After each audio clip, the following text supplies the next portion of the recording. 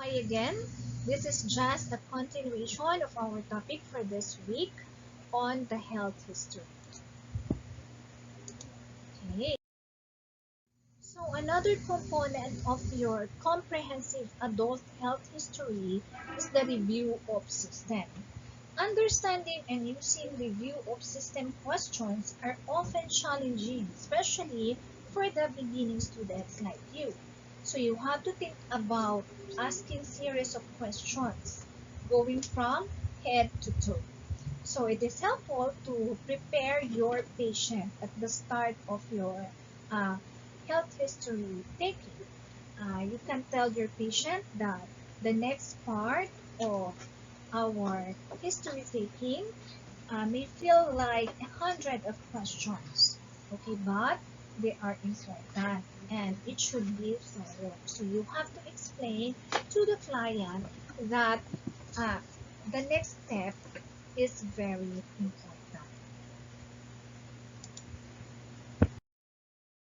In doing review of system, you must address each body system from head to toe. Usually, most of the questions pertain to symptoms or subjective data that are usually described or verbalized by your client. Some questions may uncover problems that the patient overlooked. So do not use medical terms, for example, blurred vision, diplopia, because it may lead to confusion, no? Because some of the terms or the medical terms may not be understood by your patient. Okay, and then these are the components of your review of system. You have to start from the general, then the skin, no, general or general appearance, the skin, the head, the ears, the eyes, nose, and throat, neck, breast, respiratory system, cardiovascular system, gastrointestinal system, peripheral, vascular, urinary, reproductive system, musculoskeletal system, psychiatric, neurologic, hematologic, and endocrine system. So, isa-isahin natin lahat ng part of the system. Okay. So, in doing review of system, sabi nga natin, we can get the signs and the symptoms. Okay. So, you have to differentiate between signs and symptoms. Signs are usually objective data that you can obtain through physical examination. Example of your objective data, temperature of your client. Okay, sabihin natin 38 degrees Celsius. Nakuha mo yan during physical examination. Or meron kang nakapang mass or bukol. Ayan. And then, symptoms. Okay, what is the difference between sign and symptoms? Symptoms are usually subjective data. They are usually verbalized or described by your client. Like, sasabihin niya, masakit ang ulo ko. Masakit ang ulo ko. Those are subjective data. Okay? That you will usually obtain from history upon interview. So, habang ini-interview mo siya, ito yung dinidescribe ni patient, sinasabi niya sa iyo. Those are the symptoms. Signs, ito yung nakuha mo na talaga during your physical examination. Okay? So, you have to start from general, no? The general appearance. For example, during sa general appearance, merong fever si client or may feeling of fatigue si client. Ayan. And then the skin.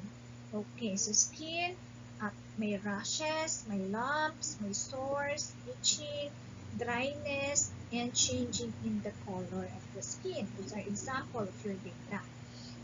Okay, and then we'll proceed to the head, eyes, ears, nose, and throat. For the head, you have to check the size of the skull, the scalp of your client, meron bang lesions, yung hair ni client, evenly distributed ba yung hair, okay, yung eyes ni client, meron bang blurring of vision, nakakapagbasa ba si client ng near, you have to check the near vision, the far vision, using the Snellen chart. The ears, you have to check kung nakakarinig ba si patient, both ears, no? You can use whisper to check the you can use the um, whisper test, watch tick test, and so on.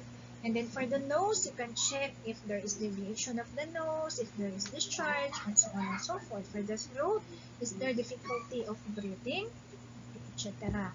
And then sa neck, you have to check if there is swollen glands, lumps, okay, pain, there is pain, stiffness, or neck, na-complain ba si patient na sumasakit, may stiffness siya, masakit ang kanyang leeg.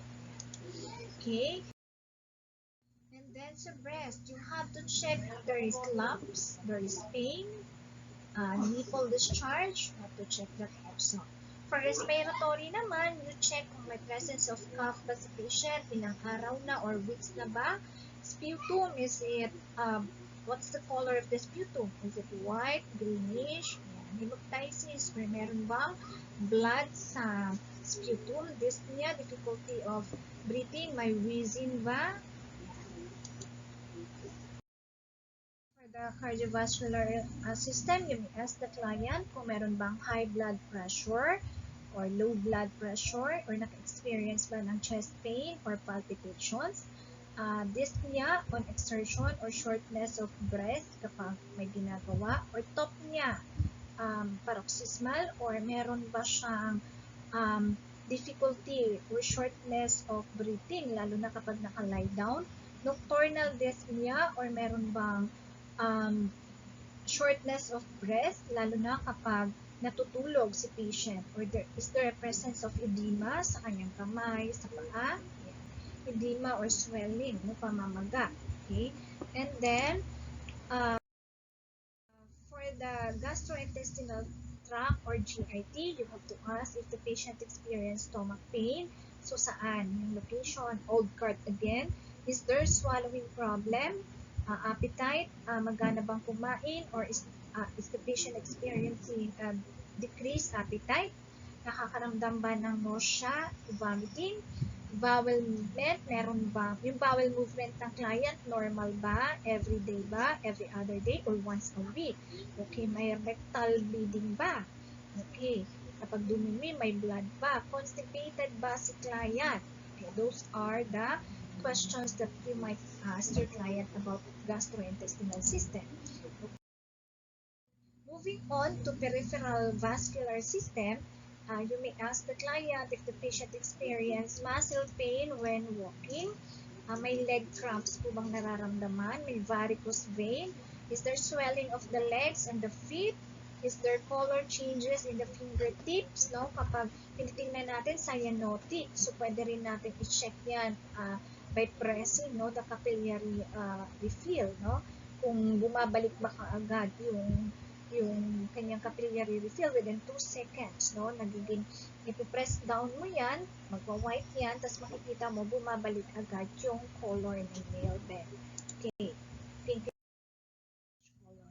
And review of the system on urinary naman. Is the patient experiencing dysuria or difficulty in urination? Polyuria, ihi ng ihi, nocturia, nag-ihi kapag tulog, urgency. Okay, laging nakakaramdam ng ihi na kaagad, burning, may pain, may hematuria, may blood sa kanyang urine, flank pain, suprapubical pain, incontinence, hindi napipigilan yung kanyang pag-ihi, naiihi na sa panty. Then, on the female reproductive system, you may ask your client the age of menarche or the first day of menstruation. Regularity, 1 buwan ba? Regular ba siya? Or delayed? Frequency, gaano ka katagal? Gaano ka monthly ba siya? Every 28 days? Yan. Ang duration nito, is it 5 days, 3 days? Naka-experience ba ng pain or dysmenorrhea kapag may menstruation? For the male reproductive system, you can ask the patient kung meron bang abnormal discharge sa kanyang organ. May lumps ba? May nakakapa? Or may pain or swelling? For musculoskeletal system, you may ask questions related to muscle pain. Is the patient experiencing a muscle pain or joint pain? May stiffness ba? May backache? Masakit po ba yung inyong likod? Swelling, tenderness, may stiffness or weakness, or may limitation of movement ba sa mga extremities or joints? And then, for neurologic, you may ask the client if the patient is experiencing headache. At kapag sinabi niyang may headache, you may ask again yung old card natin. Onset, location, yan. Dizziness. May fatigue ba? May paralysis or numbness? Is the patient experiencing a tingling or loss of sensation? Or is there changes in mood, attention, or speech? Naging slurred speech na siya? Is there changes in orientation? So, hindi niya na alam kung ano na bang date ngayon. Nasaan ba ako? Memory, insight, or judgment. So, yun yung way ng ating pag-check. So, pwede mong tanongin si patient, anong date na po tayo ngayon? Okay? Nasaan po kayo ngayon? Ano po yung kinain nyo last 2 days ago? Or kailan ba ang birthday nyo? Anong hinanda nyo ng birthday nyo? Those are just example questions. Okay?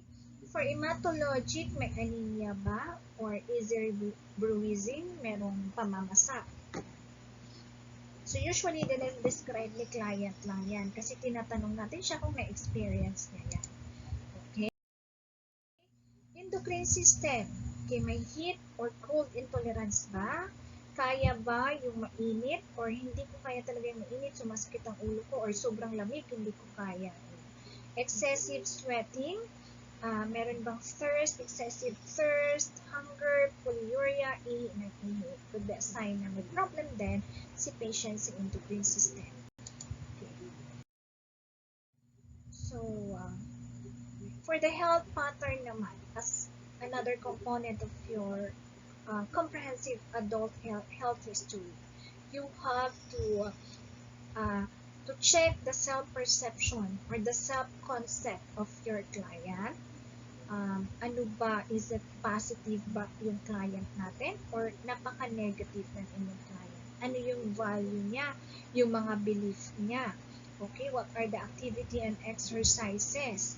Sedentary lifestyle ba? Nag-exercise pa si patient? Nag-attend ba ng yoga classes or Zumba classes? Yung sleep and rest ni client, ilang oras siyang matulog? Anong oras siyang matutulog? Tapos, well-rested ba siya pag nagising siya? Nutrition, what are the yung common na kinakain nila? Diba? Pwede mong tanongin si patient. Pwede kang magkaroon dyan ng diet history. Okay? Yung food recall. Okay, i-recall natin ano yung kinain mo kahapon ng umaga, kahapon ng tanghali, kahapon ng gabi, tapos kaninang umaga. So, para makikita natin kung ano yung usual na kinakain ni client. Kung oily food ba, healthy diet ba siya. Role and relationship, okay, kumusta naman ang relationship with the family members, kung married sa asawa, sa mga anak. Coping stress tolerance, ano yung coping techniques na ginagamit ni patient kapag merong certain problem na na-encounter si client. At hindi natin tanungin ano yung na-experience yung nakaka-stress sa inyo in the previous month. Tapos sabihin niya, ano yung coping na ginawa ninyo? Sabihin niya, nagpunta lang ako sa church, nagsimba ako. Those are examples. Okay? So, guidelines for sensitive topics, no? Lalo na yung mga topics about sexual topics, use of drugs. So, how will you communicate with your client? So, these are the guidelines, no? For sensitive topics. The single most important rule is to be nonjudgmental. Huwag ka pong judgmental. Pag sinabi ni client na nagsisigarit ako, ay kaya ka naman pala hinihiga kasi smoker ka. So, hindi natin pwedeng i-judge ka agad yung patient kasi hindi na niya magugustuhan magbigay pa ng information about him. So, just listen, okay, be empathetic, Try to understand. Explain why you need to know the certain information. Bakit kailangan mong itanong yung mga questions na yun? Kasi posibleng pwede mong explain sa kanya, halimbawa, tinatanong mo siya about sa sexual nakailang sexual partner ka po, di ba? So, medyo sensitive ang issue na yun. Baka akala niya nakikipag-chismis ka lang. Kasi po, itong information na makukuha natin is related to the symptoms na nire-report po natin para mas ma-check po natin kung ano po yung possible cause ng inyong current problem. Find opening questions for sensitive topics and learn the specific kinds of information needed for your assessment. Ano ba yung kailangan mo? Hindi mo naman siguro kailangan tanungin kung ilan ang kanyang naging sexual partner in the previous months. Kung hindi naman rin, kung abdominal pain lang yung sinasabi niya at walang ibang nakikitang signs and symptoms. Pero kung kapag meron na yung may vaginal discharge, abnormal discharge, ayan, pwede mo itanong yung mga possible questions na yun. Okay? Consciously acknowledge whatever discomfort you are feeling. Denying your discomfort may lead to avoid the topic altogether. So, kapag ikaw mismo hindi ka comfortable sa mga questions mo, pwede natin, yung discomfort na yun, pwede na maaano ninyo yung importanteng topic, mai-skip ninyo because i-avoid nyo na yung topic na yun. So, you have to acknowledge that yung mga topic na yun, kailangan mong itanong to your patient. Okay? Determine risk for pregnancy. Ano ba yung mga risk sa mga pregnancy? No? Risk for sexually transmitted diseases. Kapag halimbawa may multiple sexual partners, tapos hindi gumagamit ng condoms, yan, risk talaga yung patient ng STD. Sexual practices may lead to related patient symptoms. Diba? Sinabi nga natin, kung iba-iba ang partner, pwedeng magkaroon ng HIV si client. Okay? Sexual dysfunction may result from use of medication or misinformation. Be matter-of-fact in questioning and use a specific language. Do not use confusing language or medical term. Make no assumptions about the patient. Huwag kang assuming. Okay? Be aware of cultural constructs. So, na-mention na rin natin yan in our previous discussion kung ano ba yung culture or practices ng iyong patient of how to communicate properly with your client. Be sensitive to reports of mood changes or symptoms of possible depression. Okay, dapat naintindihan natin yan na yung questions mo baka nagtitrigger na pwedeng mag-breakdown si client. Okay? Ask open-ended questions initially. Diba? Sabi na natin, dapat open-ended questions parang cone yan. So, yung deep opening, ito yung open-ended questions. Tapos, focus na tayo kung ano yung problem na identify natin. And then, lastly, the yes or no question na tayo. More specific. Ask about using psychotropic medications. Okay. Nagkaroon ba ng depression, ng psychiatric problem? Na-hospital ba? Ano ang mga medications na ibinigay sa kanya? If patient seems depressed, ask about thoughts of suicide. Yan, nakita mo yung medyo nadidepress si patient. So, paano mo naman itanong? Diba? Tatanungin mo yun. Kung umaabot ba sa kanyang isipan na gawin ang ganitong mga bagay. So, you have to make sure na hindi rin, do not ask question by starting why you want to do this, diba? Kailangan open-ended question siya na hindi rin siya interrogative ang dating doon sa inyong patient. Ngayon, authorities recommend a routine screening for domestic violence. Start with general questions and move to more specific. Okay? If abuse is suspected, it is important to spend part of encounter alone with the patient. Baka mamaya ayaw ni patient na habang ini-interview mo siya, nandyan yung kanyang relatives, no, or family members. Kasi sometimes yung nag-abuse talaga ng ating patient is one of the family members. So maybe, pwede mong sabihin sa patient, are you comfortable if I conduct the interview with the presence of your relatives or your brother or your father? Pag sinabi na she or he is not comfortable, you may ask the relative to give you time together, no? Para makapag-verbalize or para makapagsalita yung patient about it. Do not force the situation kung hindi pa talagang ready si client. Ask parents how they cope with their crying baby. Ito yung example natin, no? Para malaman natin kung paano sila mag-handle, no? Paano sila mag-handle? Pinapalo ba nila si baby? Kinakarga ba nila? So, doon natin malalaman kung paano mag-cope yung isang parents. No? Those are just example of sensitive topics.